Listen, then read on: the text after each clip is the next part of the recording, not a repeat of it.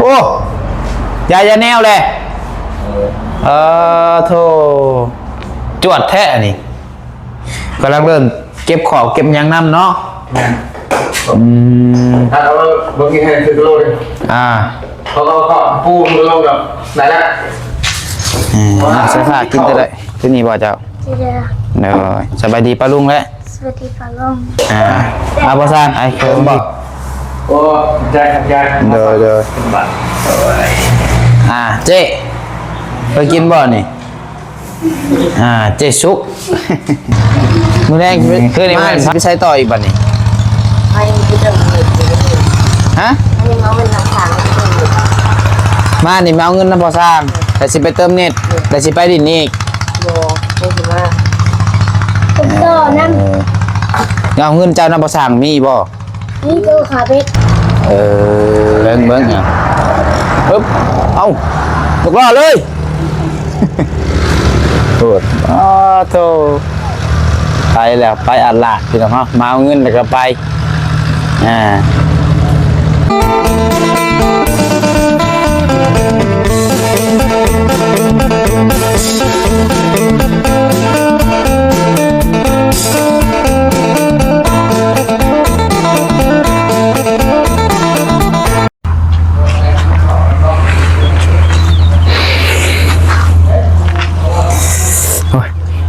คือว่าสีเย็นๆพี่น้องเนาะ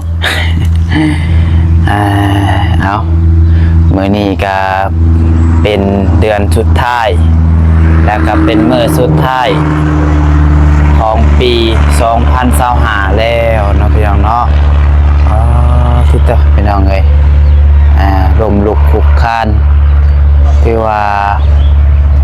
ได้เรียนรู้อีหยังมากมายแล้วก็ได้เรียนรู้สิ่งใหม่ๆสำหรับปีนี้เนาะพี่น้องเนาะคือว่าน้องพัดไซนี่ก็ว่าเก่งเติบอยู่พี่น้องเนาะก็ว่าเก่งเติบอยู่มาได้จนฮอดมื้อสุดท้ายของปีพี่น้องเนาะ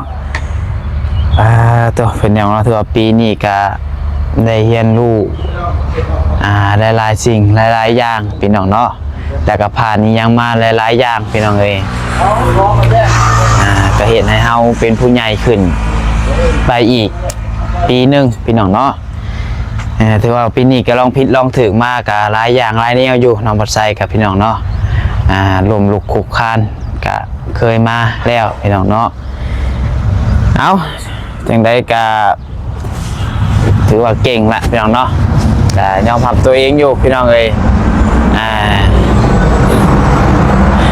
คือว่ามื้อสุดท้ายของปีแล้วเด้อพี่น้องเนาะโธ่เอากราบทักทายสบายดีสวัสดีพ่อแม่พี่น้อง FC กันเบิดสุขสุคนบุษบองสุบอนบ่ว่าสิอยู่ฝั่งลาวฝั่งไทยและก็อยู่ทางต่างประเทศเนาะที่เพิ่นเข้ามารับชมและเพิ่นเข้าใจในภาษาไทยภาษาลาวเฮานี้นะพี่น้องเนาะก็ยินดีต้อนรับเข้าสู่ช่องสายกกสายบุญก็พบพ่อกันกับน้องพัดไซอีกเช่นเก่าเช่นเคยพี่น้องเนาะขึ้นมามื้อนี้ก็ทางนี้คือเก่าพี่น้องเนาะมาทางบ้านเฮือนของน้องสายฟ้าเพิ่นพี่น้องเอ้ยตอนเช้าเนาะขึ้นมาฮอดพี่ก็ว่าเช้าอยู่พี่น้องเนาะขึ้นมาก็9 โมงปลายขึ้นมาฮอดพี่10 โมงพี่น้องเนาะ10 โมงปลายใช้เวลาเดินทาง2 โมงนึงพี่น้องเนาะหลายคนก็คือสิได้พักเวียกพักงานพี่น้องเนาะแต่ว่าน้องพัดไซก็บ่ได้พักพี่น้องเนาะมื้อสุดท้ายของเดือนของปีก็มาเฮ็ดเวียกเฮ็ดงานคือเก่าพี่น้องเนาะหลายคนก็สิได้พักบางคนก็บ่ได้พักคือกันกับน้องพัดไซก็มีพี่น้องเนาะผู้สร้างเพิ่นก็เฮ็ดเวียกคือเก่าพี่น้องติดกะโลติดกันยังแหละพี่น้องเนาะเอาเป็นรายการน้องพัดใจกับขออวยพรให้พ่อแม่พี่น้อง FC ที่เข้ามาชมอยู่ในตอนนี้และก็เป็นกำลังใจให้น้องพัดใจมาโดยตลอดเนาะว่าสิเป็นผู้รักผู้ใหญ่ใจดีทุกคนทุกท่านและก็ FC หมู่เพื่อนทุกคนนั่นแหละพี่น้องเนาะจังได้ก็ขอให้อยู่ดีมีแฮง ความเจ็บจะได้ความไข่จะมีเด้ออย่าเจ็บอย่าจนลำรวยๆขึ้นเนื้อลงไตก็ขอมีแต่คนหักคนแพงให้ทุกคนอยู่ดีมีแห้งน้ำเพียงเนาะเพราะว่ามันกับปีใหม่แล้วพี่น้องมือนี่ก็เป็นปี2026ถือว่าเริ่มต้นปีใหม่พี่น้องเนาะก็ขอให้ทุกคนมีแต่สิ่งดีๆเข้ามาในชีวิตแหละพี่น้องเนาะขออวยพรพี่น้องพระเจ้าอวยพรประสุขคนพี่น้องเลยมื้อเช้านี่ก็โอ้ยพี่น้องเลยเนาะสมว่ามื้อสุดท้ายก็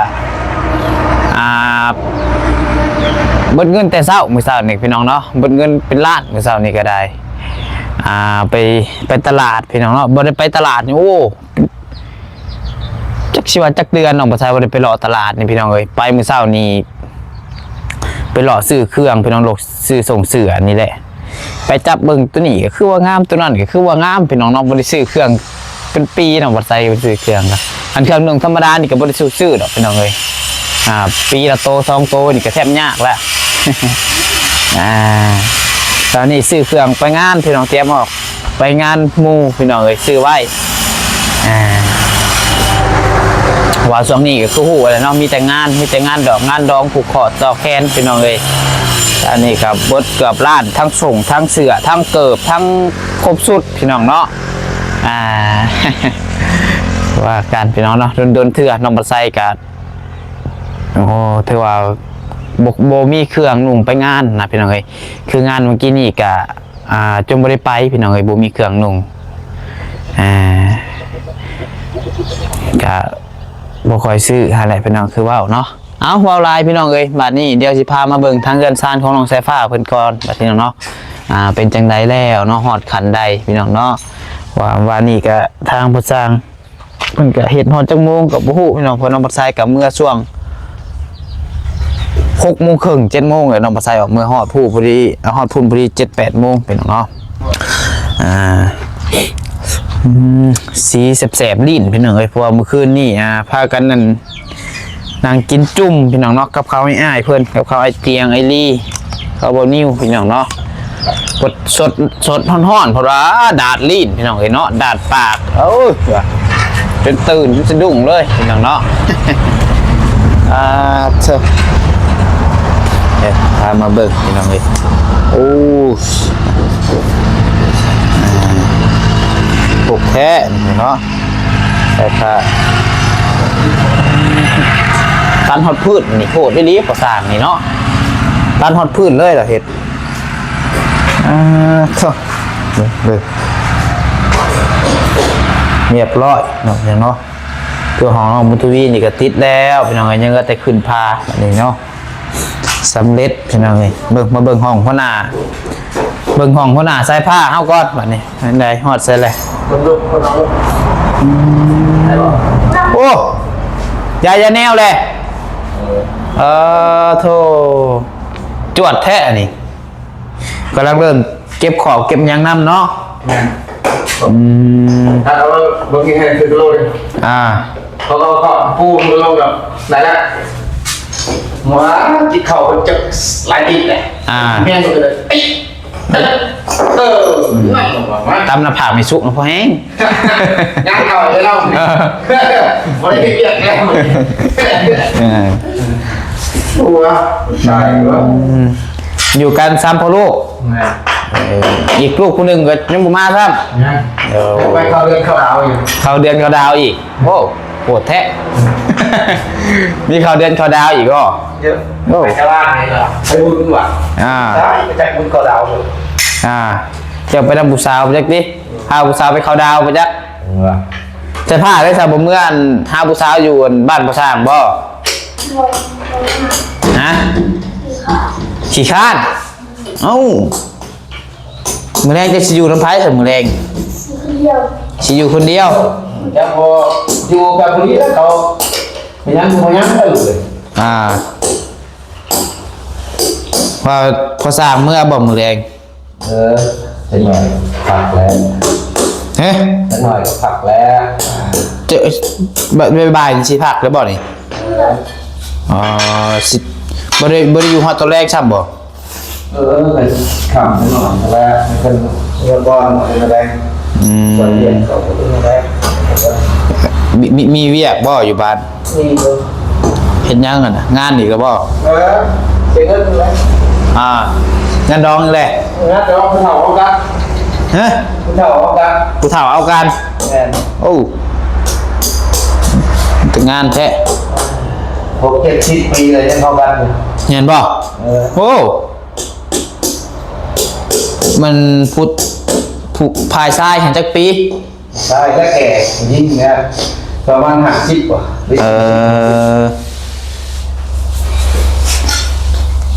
เจ้าบ่าวของบ้านนั่น70-60คุณแม่ เจ้าสาวประมาณ50แม่ โอ้ งัว2โตมันก็ พี่น้องเจ้าบ่ พี่น้องเพิ่งไปเฒ่าท่านคนนี้แล้วพี่น้องเพิ่น พี่น้องทั้งเมีย แม่น อ พี่น้องเคยเขาเอาบ่ได้เด้อแต่เขาเคยเอา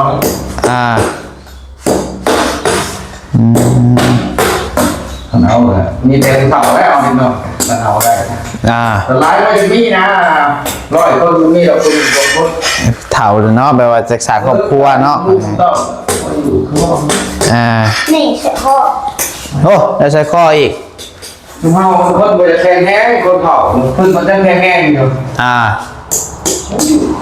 พี่น้องเขากันทุกคนสัญญาพวก70 ปีแล้วก็ยัง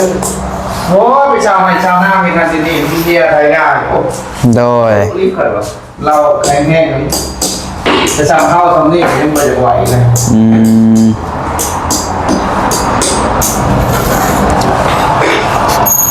มื้อนี้นี่ก้าวสิได้ขึ้นพาบ่มื้อนี้พ่อทางก็บ่ได้ขึ้น แล้วเก็บตรงตัวนี้มันจะบ่ได้ถึงเขาแล้วมันก็จะทำได้เหมือนกัน พอได้ให้พ่อหน้าใช้ผ้านอนมื้อแรงเนาะ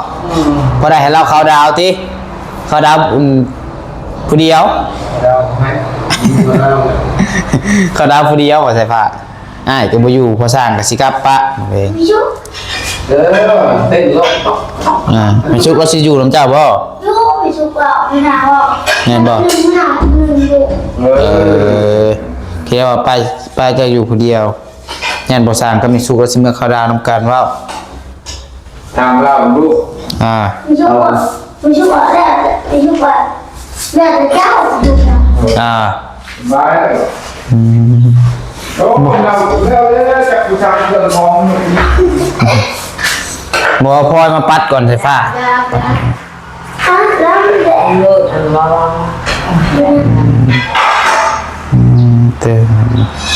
ถือว่าเริ่มได้แล้วแนวไปนำเนาะ ห้องมันขีดเลย ฮะ ห้องมันขีดเลย เมื่อคิดเลยเจ้าก็ยายเป็นบ่ เล่น แม่นบ่ ห้องแท้ ชื่อสิบ่จ๊ะ แท้อันที่ บ่ว่าไปแล้วเฮ็ดฮะ มันเป็นยุ่งชุด เป็นบ่นางมันเปื้อนในห้องตัวเองเด้ เพื่อกับไม่แหงไว้แปะแหงแล้วก็เสร็จออก แป้งบ่นะ หน่วยแปะ กินได้บ่ กินอะไร ฮะ ไม่ใช่ตัวเชื่อ ลูกจระเข้โอ้กินจังหวะแป้งล่างเป็นจระเข้เลยจ๊ะ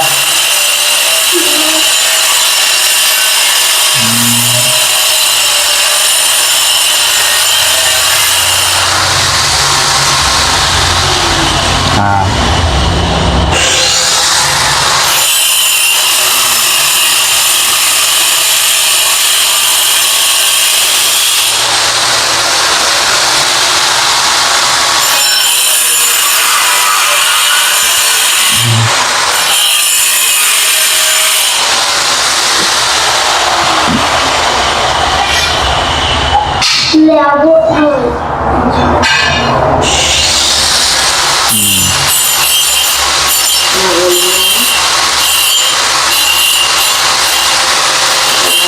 ตักเกิดบ่อน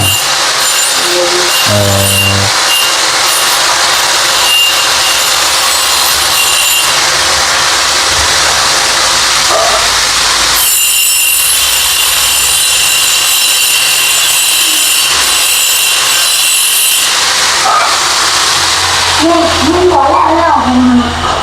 เสร็จไปน้ำยังหมดเปื่อนเลย มันแห้ง มันมีวิธีมันได้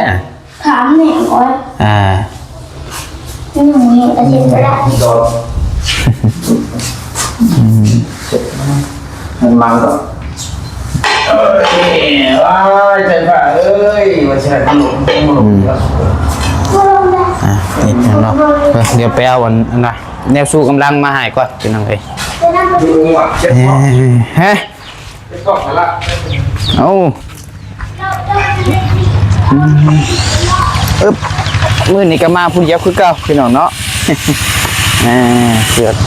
รถแม่มาคือเก่าเหมือนกันเนาะรถก็ญาติจังขี่อยู่พี่น้องเอ้ยจักเสียได้มีเงินก็สิซื้อเป็นของตัวเองซะดอกพี่น้องเอ้ยแม่ก็ขี่ยากอยู่ว่ะรถที่ห้างรถอยู่เฮือนกันเนาะสิมาน้ำหมูกะมันจักมันอะไรพี่น้องมันพอดีกระเทินบางทีเขาอยากมาตอนเช้าหมูคนมาช่วยพี่น้องเอ้ยอยากมาอยากเมื่อไว้บางทีพี่น้องเนาะเมื่อค่ำเมื่อดึกนะใส่ผ้ากินตัวได้ที่นี่บ่เจ้าเดี๋ยวสบายดีป้าลุงแล้ว สวัสดีค่ะลุง ให้เขาพี่ก่อนเอาไปสั่งเอาตัดกระโหลกก่อนนะกินข้าวเขาไม่ยังมือนี่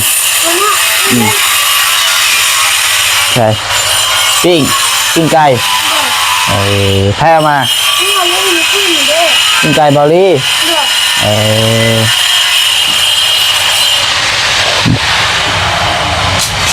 แล้วเขาได้ละเดี๋ยวเราไปกินได้ไหม ข้าวห่มกะเอาไหม นี่เลยล่ะ ส่งน้องจัดอีกแล้วเด็กก็ยังหมดแล้วสองมีพลังพิเศษก็ อาบอซานเติมบ่ โอ้ใจขัดใจ เดี๋ยว บัตร เจ๊ไปกินบ่นี่เจ๊ซุกคืนนี้เว้นพักกันได้เงินอีกว่าคืนนี้ได้เงินเดือนแล้วเงินมาแล้ว เงินออกบ่โอ้ ออกรอได้สียุ่งแล้ว ออกตัวได้ต้นทาสีบ่ เนี่ย เ ครับ ก็เลย ท่าไรก็ทาสีนะ ไล่ประมาณ5,000 เป็นไงเป็นน้องไล่ ยังรวมเบิดแล้วบ่ตัววงเก่าวงครบไปฉันกันก็ต่างหากอีก ตัวนี้นะตัวท่าซีตัวนี้ต่างหากตัวติดตัวท่าหางอยู่กับเทพพื้นเลยตอนนั้นแหละ ต้นทาสีตัวนี้บ่ เพราะตัวท่าซีก็เพิ่งมันเขาไล่ต่างหากตัวซีตัวนี้มันเป็นซีเฉพาะเรื่องซีทำตัวทางน้อยทางมันพวกบุกบานประตูอยู่ในวันไล่เป็นกองอะไรลงทางในทางนอกทางบกทางบานเอาแต่กองมาแทรกนะมันไล่เป็นกองซะมันก็หลายแน่ทางลุกนะครับ โดย ตัวชิคเก้นมันเป็นสองอย่างเด้สีบุกลมแน่แล้วก็สีบานประตูตัวนั้นพัดแล้วมันก็จะมันเป็นมันอาซันเลยสินค้าอะไรก็ท่านจะเก็บโกงแล้วก็ให้คนท่านมันก็ต้องยังไม่ได้เก็บงานสิ บ่ไหวนะบ่ไหวตรงไหนก็มาแล้วเบิ่งช่วงนี้ยันปีหนาพอแหละพี่น้องเลยปีนี้นี่ยันบ่ทันแล้ว มันนี่มันนี่มันมากมันเลย บ่ ด้วยระวังมันคืนคาเวีย นั่นแหละไอ้กับสีม่านเมื่อสุดท้ายแล้วมาหาเสื้อผ้านี่สิบ่ได้มาหาอีกแล้วกันบ่ปีหน้าพวกมาปีมือสุดท้ายปีสุดท้ายแล้วมาหาเจ้า จับมาไปเนี่ยบอกเข้าใจว่าพี่นาโอ้พี่นาบอสจะได้ใครผ่านพี่นาเลยว้ายไม่ได้ไรแบบพี่นี่บ่ได้มันชิบดเลยวะใช่ป่ะคือการแลกเจ้าขี้ดื้อลายกับพี่นาแล้วสิมาหาแบบนี้พอสร้างกันจะคือการแลกพอสร้างกันเนาะเขาได้เมื่อนี่เนาะโอ้ไปเบิ่งดูมายังกันนะ ตัวจะเบียด เบิ่งป๊อกเวทบุญบ้านแท้นักเลงมาใส่นี่อ๋อโธ่โหละพี่น้องเนาะนักเลงบุญทวี เมียนเปิดเลยอัดฉากเรือโธ่ ลูกเพชรเลยพ่อจะมาเข้าหลาวอยู่นี่พ่อดีแล้ว คนเราบ่ จักแล้วคิดปันนี้แล้ววะพี่มีเรื่องต้องคุยกันเฮา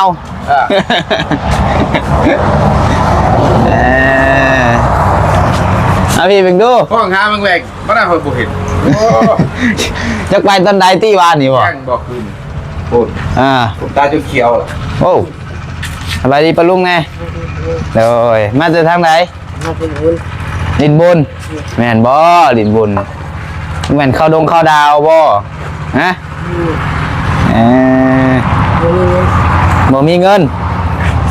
เคยมีเงินแหลกสิเข้าดาวเอาบ่เงิน เพิ่นเอาให้เพิ่นจะบ่ บ้านเฮ็ดปลาเปียกมาให้ได้ก่อนเนาะ เบิดเรียบร้อยมาแต่ลินบุญอะไรคือจนแจ้งจนมือใหม่ โอ้ย นอนเบิ่งหน้าก็ยังบ่ทันลากซ้ำผู้ชม แล้วว่า เออมากับไผน่ะมากับหมู่จักคนรถไผขี่มารถหมู่อีกมื้อแรงสิไปมาแล้วสิไปใช้ต่ออีกบัดนี้ ไอ้ที่จะมี ฮะ ไอ้น้องเป็นทาง มานี่มาเอาเงินนำพอสร้างแต่สิไปเติมเน็ตแต่สิไปดินอีก โบไม่ใช่ว่าผมต่อนั่น เอาเงินเจ้านำพอสร้างมีบ่ นี่ตัวขาเป็ด เออ เฮ็ดยังกันเนาะมันล่ะ เป็นเน็ต ว้าเติมนี่บ่แม่นดอกวันคันเติม อ่า เนาะใส่ผ้ายังมีเงินได้จังไงเราน้ำมาก็ซื้อน้ำจังได๋ซื้อของกินสุขภาพกิน มือแรงนี่มันอยู่เฮือนอยู่ว่ามือแรงคือว่านั่นก็แค่แนวว่าไปลิ้นกับข้าหมูมายังมาลิ้นเฮือนนี่ก็ได้แค่นั้นมาอยู่น้ำนองน้ำนุ่งแล้วยันวัดยันอาจจะพากันมาลิ้นปีหมอกปีใหม่ฉลองปีใหม่พากันมานั่งลิ้นอยู่เฮือนกับน้องๆนี่ก็ได้เพราะได้ใช้ผ้ามีหมูน้ำ หัวไม่ว่าใคร มีเงินกับพากันซื้อขนมซื้อลูกชิ้นเป๊ปซี่มากิน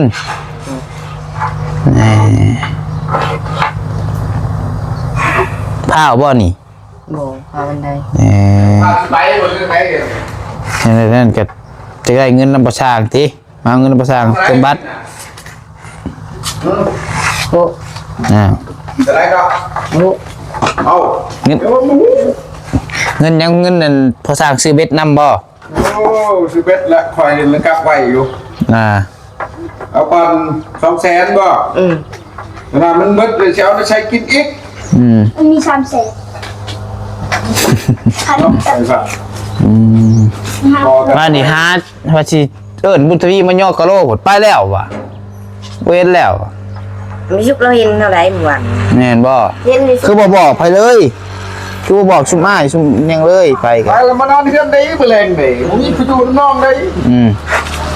คนบ้านคนหยังเข้ามาก่อนจะพอไปบ้านใหญ่นี่ย่อเข้ามาอยู่ก่อนใส่ก่อนเอาเงินเลยย่อบ้านนี่เข้ามาก่อน พากันคนมาสมาไว้ มาตอบแตน นี่มาให้พิน ตอบแตนคนซอยกันไว้บักยังอีกบักหนึ่งนะ โอ้ย บักพึ่งบ่ เพื่อนไม่ ฮะ ก็ นี่เราต่อแตนแล้วก็พึ่ง เขามาหาไปห้องน้ำห้องที่ก่อน มาซอยกันนี่ดู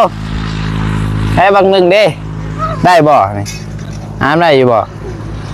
ห้ามขอไว้ห้องพอประสร้างผลคือยังบ่ได้เฮ็ดง่ายพี่น้องมันสิตากแดดตากหยังตากแดดตากหมอกตากฝนนั่นแหละได้บ่บางหนีมือกันเด้อ เงามันเป็นมันมาจะโตโต เอ้า บอกเลย เขาในห้องพูเด้อ มาได้สั่ง ห้องนอกฮะแหละเงี้ยงตำมือดิฮะ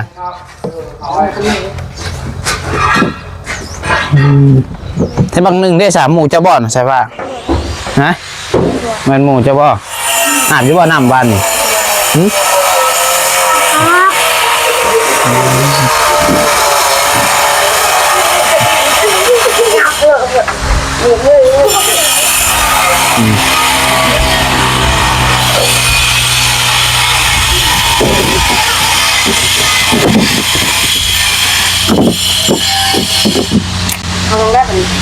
เอาไว้น้ำกันฮะแล้ว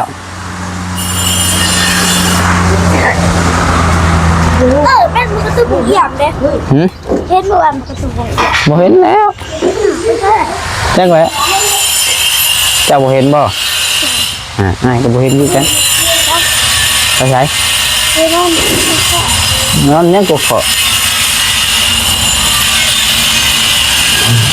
คนสองแฮนเบิร์ด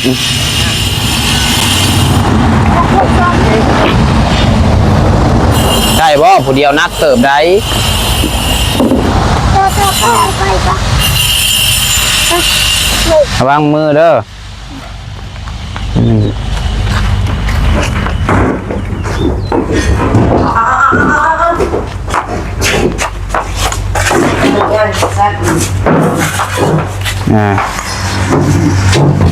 ไป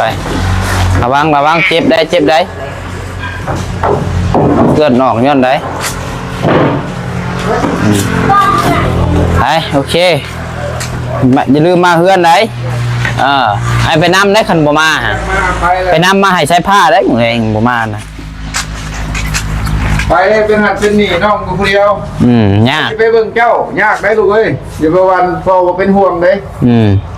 ระวังขับรถขับรางหมู่ฮะเป็นยังมาเลยเป็นโทษนี้ บ้านจะกึมรถค่อยไว้ย้อมแล้วให้ไปยัดมาเนาะแต่ป่ะคือคนนี้ใครเนี่ยใครจะกินขนมก็ชื่อให้กินกันอยู่ เด้อขับรถหมู่กันห่วยเป็นยังมาแล้วมันสิเว้ากันยากอีก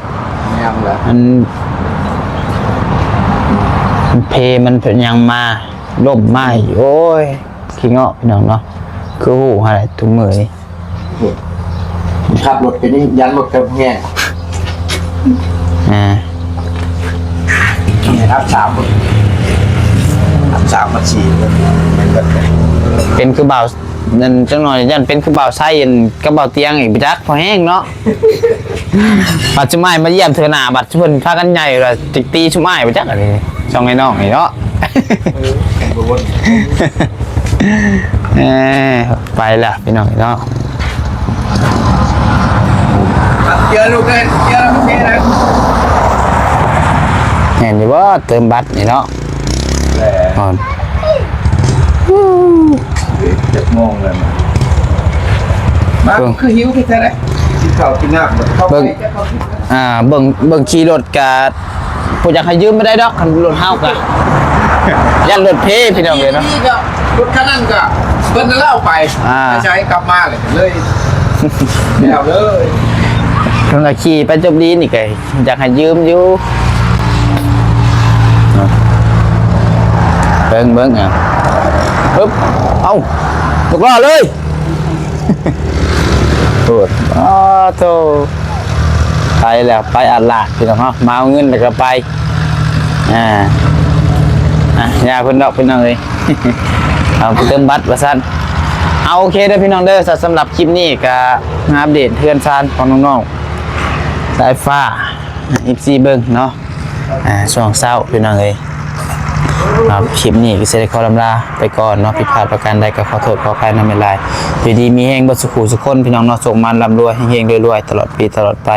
สำหรับคลิปนี้ขอลำลาไปก่อนแล้วขอกล่าวคำว่าสบายดี